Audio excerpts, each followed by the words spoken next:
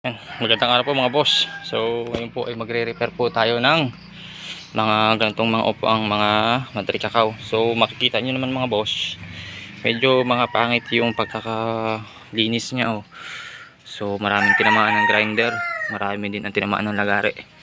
So ilang piraso to mga boss, ayusin natin, pagantahin natin yung ano niya oh, ang dami ng paa oh.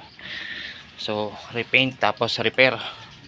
Ito isa naman medyo maganda, bali ito kikiskisin ulit, lilinisin, papuputiin, tapos i-repaint natin ng revarnish natin. So ganito mga boss, ito ay doon sa ating customer repair lang, tapos repaint. Meron pa tayong, bali may natitira pa tayong dalawa doon sa loob. So hintay-hintay na natin, dito yung bahay nila oh. Yan.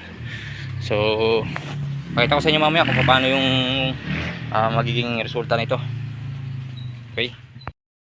Okay mga boss, so magandang araw po.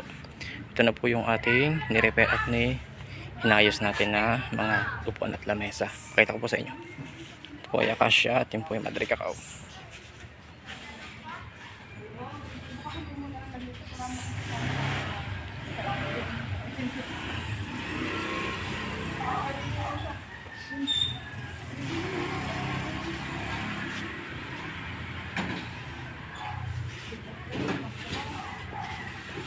Okay, ayos na.